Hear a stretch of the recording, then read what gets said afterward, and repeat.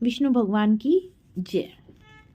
दोस्तों, आप सभी को पौष पूर्णिमा की हार्दिक शुभकामनाएं। पौष पूर्णिमा का हमारे सनातन धर्म में अत्यधिक महत्व है। इस दिन पवित्र नदियों में स्नान करने के बाद विधि विधान से भगवान विष्णु की पूजा आराधना करनी चाहिए और व्रत कथा का श्रवण करना चाहिए। इस दिन व्रत करके कथा का श्रवण करने से कई जन्मों के पाप नष्ट हो जाते हैं और सभी मनोकामनाओं की पूर्ति होती है। तो दोस्तों, चलिए आज मैं आपको सुनाती हूँ पौष पूर्णिमा की व्रत कथा। एक बार की बात है, एक गरीब ब्राह्मण देवता थे। वे भगवान विष्णु के परम भक्त थे। वे रोज पीपल पर जल चढ़ाते थे और पूर्णिमा का उपवास भी रखते थे। जब भी वो पीपल में जल चढ़ाने जाते तो पीपल में से एक लड़की की आवाज आती जो कहती थी, पिताजी मैं भी तुम्हारे साथ चलूंगी। यह सुनकर ब्राह्मण देवता बहुत परेशान होने लगे क्योंकि उनके पहले ही 6 लड़कियां थी। एक दिन उन्हें देखकर ब्राह्मणी ने पूछा, तुम क्यों सूखे जा रहे हो, क्या कारण है? ब्राह्मण देवता ने कहा, अरे भाग्यवान, मैं जब पीपल में जल चढ़ाता हूं तो वहां से एक लड़की की आवाज आती है जो कहती है, पिताजी मैं भी तुम्हारे साथ चलूंगी। ब्राह्मणी ने कहा, तो फिर कल ले आना, हमारी 6 लड़कियां तो हैं ही, 7वीं भी और सही। दूसरे दिन ब्राह्मण देवता जब पीपल में जल चढ़ाने गए, फिर वही आवाज आई। तो ब्राह्मण देवता बोले, अच्छा चलो, तुम भी मेरे साथ चलो, और उस लड़की को अपने साथ घर लिवा लाए।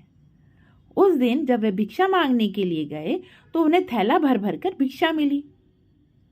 उन्होंने आकर वे भिक्षा से भरा थैला ब्राह्मणी को दे दिया। अब खाना बनाने के लिए जब ब्राह्मणी आटा छानने लगी तो वह लड़की बोली, माँ मैं छानूंगी आटा। ब्राह्मणी बोली, ना बेटी, तू ना छान आटा, तू धोली धोली हो जाएगी। लेकिन लड़की नहीं मानी और उसने आटा छाना तो परात भर गई। फिर ब्राह्मणी खाना बनाने बैठी, तब भी वह लड़की बोली, माँ मैं बनाऊंगी खाना।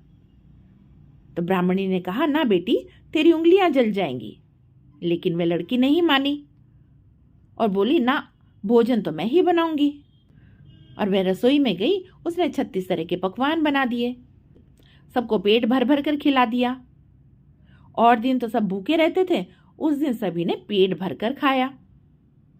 कुछ समय के बाद ब्राह्मणी का भाई आया और कहने लगा, जीजी मुझे तो भूख लगी है, रोटी खाऊंगा।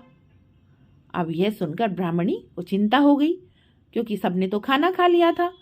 उसने सोचा, अब मैं उसे कहाँ से खिलाऊंगी। बेटी ने माँ को चिंतित देखकर पूछा, माँ क्या बात है? माँ बोली, तेरा मामा आया है, कह रहा है भूखा है, रोटी खाएगा। लड़की ने कहा, तो कोई बात नहीं, और यह कहकर वह रसोई में गई और फिर 36 तरह के पकवान बना दिए और लाकर मामा को खिलाया। अब ब्राह्मणी का भाई ब्राह्मणी से कहने लगा, जीजी ऐसा भोजन तो कभी ना खाया जैसा आज खाया। ब्राह्मणी बोली, तेरी ही पावनी भांजी है, उसी ने बनाया है। इस तरह ब्राह्मणी का भाई पेट भर खाकर चला गया। शाम हुई तो वह लड़की बोली, माँ चौका लगा के चौक का दिया जला देना, आज मैं कोठे में सोऊंगी। माँ बोली, ना बेटी, तू डर जाएगी, कोठे में तू मत सो, मैं कोठे में सो जाऊंगी। लड़की बोली, ना माँ, मैं कोठे में ही सोऊंगी। और यह कहकर कोठे में जाकर सो गई। आधी रात को लड़की उठी और चारों तरफ दिया घुमाकर देखने लगी। तो जब चारों तरफ उसने दिया घुमाया तो चारों तरफ धन ही धन हो गया। फिर वह वहां से जाने लगी तो बाहर देखा, बूढ़े ब्राह्मण देवता सो रहे थे। लड़की को जाता देखकर बोले, बेटी तू कहाँ चली? तो वह लड़की बोली, मैं तो लक्ष्मी माता हूं, तुम्हारे तो 6 बेटियां हैं, इसलिए तुम्हारी दरिद्रता दूर करने आई थी। ऐसा कहकर वह लड़की तो चली गई। सुबह सवेरे उठकर ब्राह्मणी उसे ढूंढने लगी, मेरी पावनी बेटी कहाँ गई, पावनी बेटी कहाँ गई? तो ब्राह्मण देवता बोले, वह तो लक्ष्मी माता थी, तुम्हारे साथ साथ मेरी भी दरिद्रता दूर करके चली गई। जैसे लक्ष्मी माता ने उन ब्राह्मण देवता की दरिद्रता दूर करी, वैसे ही सबकी करना।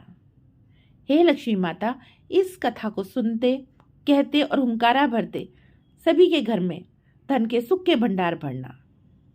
प्रेम से बोलिए जय माता की, प्रेम से बोलिए लक्ष्मी माता की जय, विष्णु भगवान की जय।